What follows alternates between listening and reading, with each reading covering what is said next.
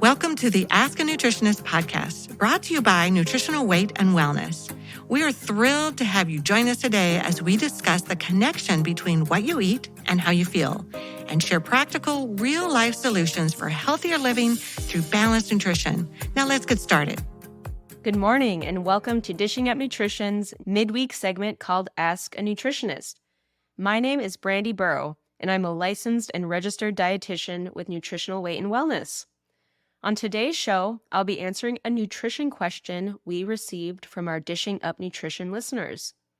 So the question today is, I would love tips on how to get more protein into my daily routine. So a little background on this question. This individual is looking for ideas other than eggs.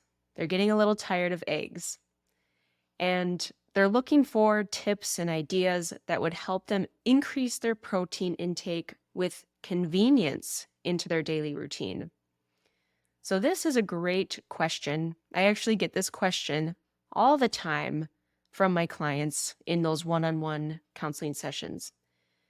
Increasing your protein intake is often recommended because most people are under-eating protein. So it is a big part of the conversations we have in our classes and within our counseling sessions because a lot of people need more protein to support their health and to reach their goals.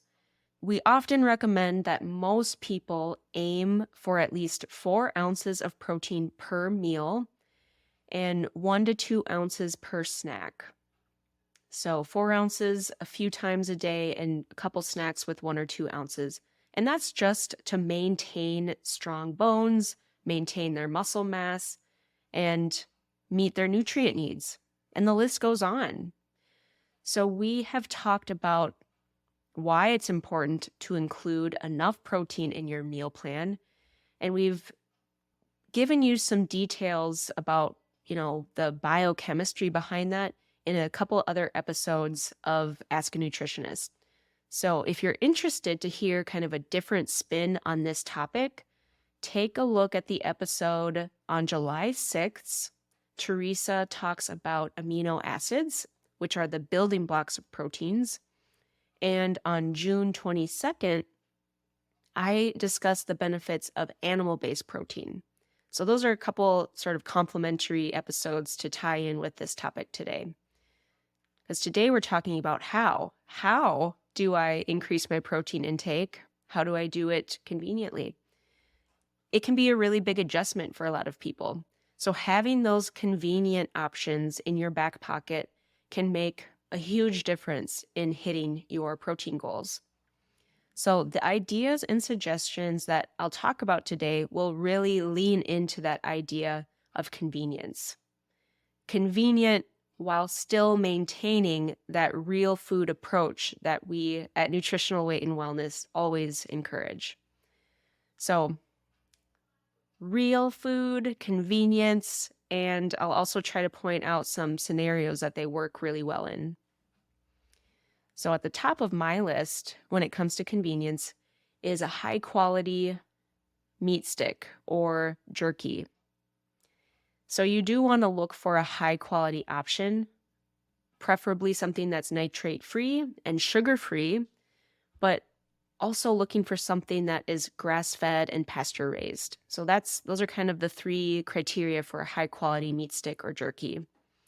So these are really great for snacks when you're traveling or, even in the office to have a little stash there. Really anytime you're out and about, running errands or maybe on the beach on a road trip. The reason I love them is because they are shelf stable, so they don't spoil, and they don't require refrigeration or a cooler, so you can stow it away pretty much anywhere. Your gym bag, your desk, your backpack. Don't really have to worry about it. It's just kind of there as a little insurance policy for some good protein. So deli meat can also be a good choice that is ready to eat, doesn't require any preparation, and it's really versatile. Also with deli meat, you want to be careful about the quality. Get the best quality that fits within your budget. I would prioritize that nitrate-free deli meat But if you can level up and get that organic and pasture-raised meat, that's going to be the best that you can find. I'll often do a nitrate-free organic turkey deli meat to top my salads for lunch. So I'll just toss together a variety of vegetables and some greens, some olives, and that nitrate-free organic turkey. It's a complete lunch, keeps me satisfied, keeps my energy up for the rest of the afternoon. Another way that I like to use it is roll-ups, aka Minnesota sushi. So this just involves layering a little deli meat with some cream cheese or avocado, and then you roll that up with a vegetable like sliced peppers or cucumbers, maybe a couple pickles. I think they're delicious. I think they make a really great snack, and it's something you can make a big batch of at the beginning of the week, and then you've got some good grab and go options for your snacks all week long. You could even make a little charcuterie board with some nitrate-free deli meat, a few olives and nuts, and then throw in some fresh cut vegetables, maybe some apples or grapes, and you have just a delicious little lunch or a snack that didn't take a lot of time to prepare. Dairy is also a great option if you are someone that can tolerate dairy. And the dairy products that I would consider good sources of protein include cheese, full-fat and plain yogurt, and full-fat cottage cheese. So all of these options are ready to eat, so there's no prep work involved on your end. And they're very versatile. You could pair that yogurt with some fresh berries and some nuts. You could throw that in a smoothie. However, I do want to warn you that because it's so convenient, it can be very easy to rely on dairy for your protein option maybe too often. And variety is the spice of life. And we also just want to make sure you're getting a variety of nutrients. I would suggest thinking of dairy as, an option once a day. And we've seen here at the clinic that most people do much better meeting their health goals when they limit dairy to 1 serving a day or less. So this would be about 2 ounces of cheese or a half a cup of cottage cheese or yogurt. So my next pick for convenient protein is canned fish. I'm talking like a canned wild-caught salmon or tuna. You could even do sardines. And this is a pantry staple for me because I can stock up on that. I don't have to worry about it spoiling. And it's really versatile. I can make it a lot of different ways. And I know that it's going to be delicious and nutritious. It's a real food. I love that I can stock up on a couple different varieties of canned fish.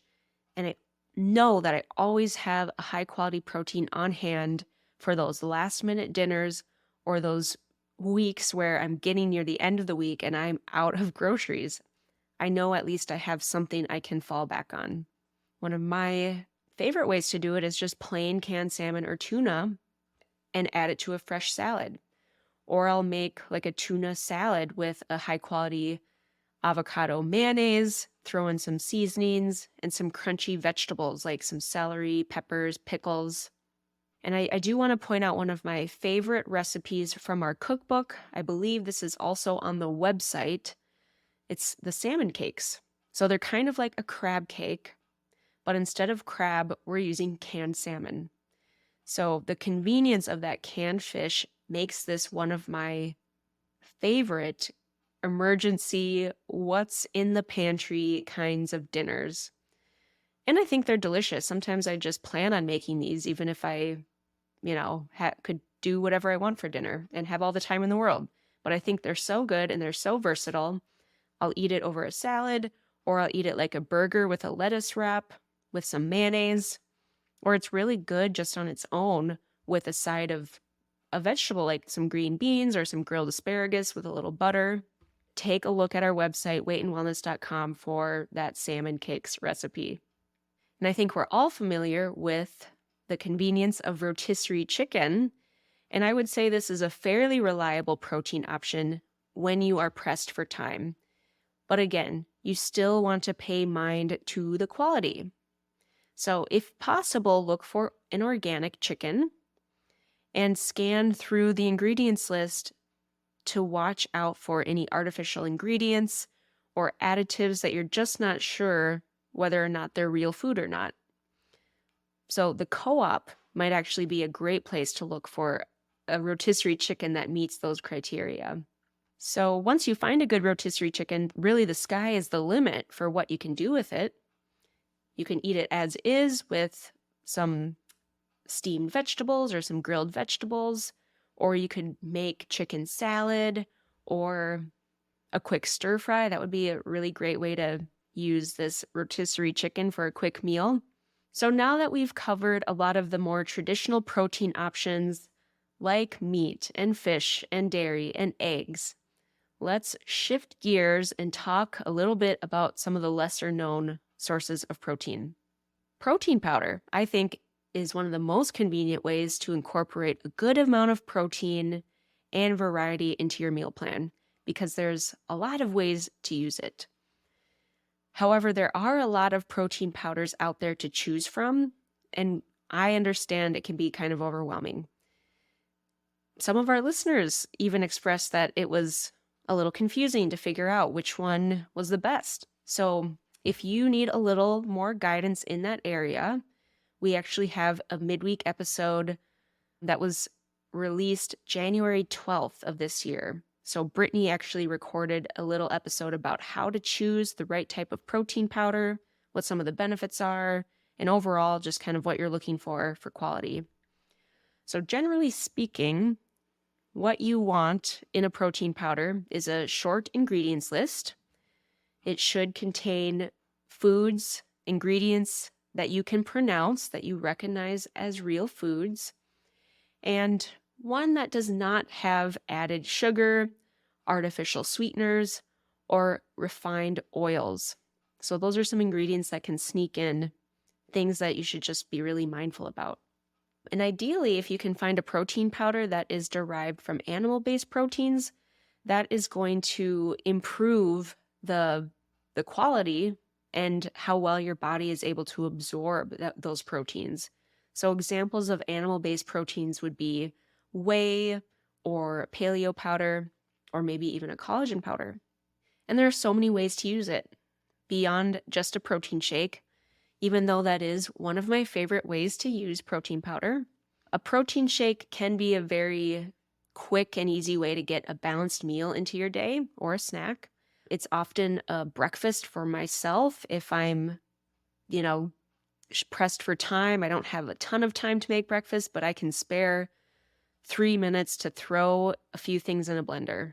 I'll often suggest a protein shake as a breakfast for folks that have very hectic morning getting kids to school. They don't have a lot of time for breakfast themselves, but they have a long commute to work. So that's something that you can kind of sip on while you're driving without getting into an accident.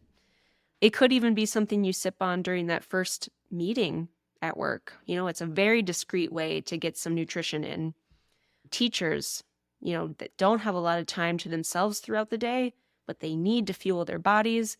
This could be one way to do that. Put it in a thermos, sip on it throughout the morning. You're going to keep your energy up. You're going to prevent a blood sugar crash. So that's kind of how I like to use those protein shakes. Another convenient way to use protein powder is make your own protein bar.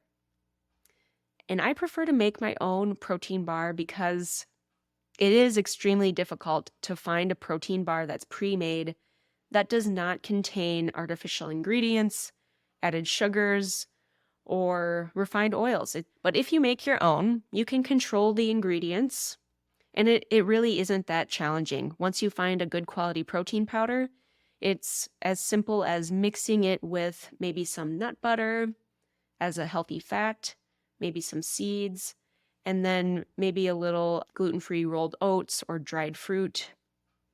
And right there, you've got a perfectly balanced protein bar that you can stow away in your purse or the office, and you can make a big batch of them and freeze them for later. So I really like those too for those on-the-go situations when I'm running errands or maybe I'm on a long bike ride. Really awesome to have an option like that you know is high quality. Another recipe that you can find on our website that uses protein powder, and I think it's a really clever way to use it, is protein muffins. So there's a few recipes to choose from. There's the blueberry, banana, or pumpkin muffins. So this is another example of a balanced snack, meaning it includes all three components of eating in balance: good quality protein, natural fat, and real food carbs. So moving on to another great protein option is collagen powder. So this is kind of like a special type of protein powder, but it's made up of the amino acids that support healthy tissues. So tissues like your hair, skin, and nails, but also your joints and your tendons and your ligaments and your bones. Collagen is really convenient, but it's also a great way to support the health of those tissues. It's often unflavored and dissolves very easily in liquids. And the NutriKey collagen is derived from grass-fed beef, so it's very high quality. So these are all features that make collagen powder one of my favorite protein sources. So a few ways that I like to use it are simply mixing a scoop in my morning coffee or a cup of tea. Dissolves easily in warm liquids. If you are not much of a coffee or tea drinker, you could mix it in plain water, maybe put a scoop of those key greens and fruits along with it.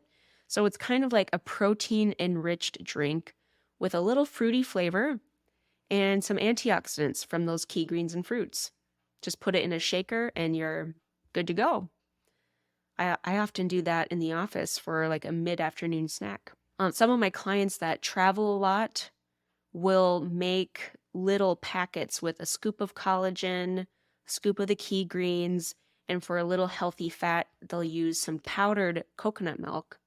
So they can pre-portion all of those ingredients and then just throw it in a shaker with some water, and they have an instant, real food, balanced snack. So they just pre-measure those ingredients into like a little Ziploc bag, and when they need a little snack, they just throw it in a shaker, add some water, and it's done. So I love that idea. Another thing you can do with collagen powder that I've really been enjoying lately is a chia seed pudding.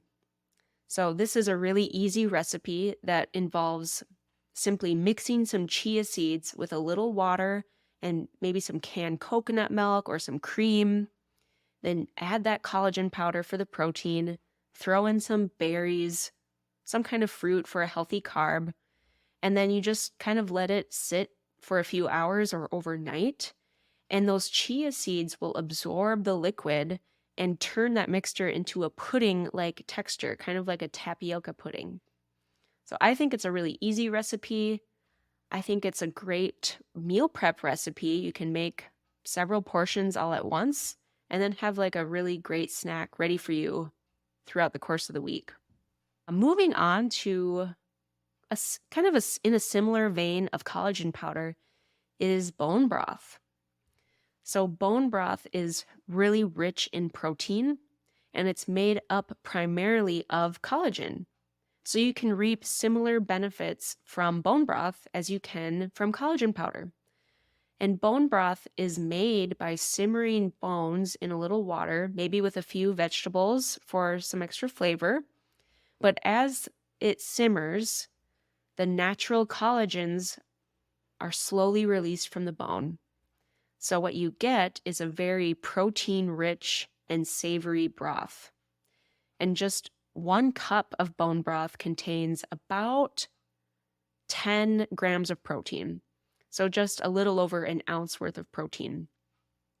So you can sip on that. You can sip on a warm cup of bone broth on a cold day. Like, doesn't that sound really comforting? And that could be your protein for your snack. How easy is that? You could also use bone broth as the stock in a soup recipe just to increase the protein content a little bit. You can buy bone broth, but again, you have to be careful about what other additives they're putting in it and be mindful about the quality. But it's actually pretty easy to make your own. And it's one of my favorite ways to maximize the value of some of those leftover bones from that roasted chicken or that pot roast or the Thanksgiving turkey. So you really just need some bones and some water, and you can kind of add some flavorings as you see fit, but that's really all it takes, plus a little time. So highly recommend that. There's actually a step-by-step guide on the website about how to make your own bone broth. So before we wrap up on this topic in convenient protein options, I do want to emphasize that no matter what, planning ahead improves your success in having those options available and adding variety to those choices, adding interest to your routine. So at the end of the day, preparing your own proteins at home is really the best way to ensure that you are avoiding some of those harmful additives and nourishing your body with the highest quality you can. So if you can get into a rhythm where you are preparing your own proteins ahead of time, it's a little investment on the front end, but you are creating those convenient options down the line. You are saving yourself a ton of time and a lot of headaches in kind of deciphering like what's best for me later on. So a couple things that I like to do in my meal prep routine is making some meatballs. Very versatile. You can kind of adjust the flavor profile based on what you're in the mood for. You can make a huge batch. They freeze really well. They reheat really well. So definitely consider meatballs as a meal prep go-to. Use your crock pot. A crock pot of pulled pork or pulled chicken is an easy way to prepare protein. But then you have a kind of a blank slate. You can portion that out into individual servings, put it in the freezer, and pull that out for a recipe or make a burrito bowl or throw it into some soup.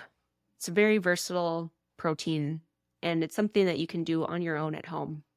And I guess the other thing I would suggest is make sure at the very least that you put some of these items on your grocery list and carve out that time to go shopping. Prioritize that time, protect it. You could even use a delivery service to try to, maximize the time you have to prepare those foods at home.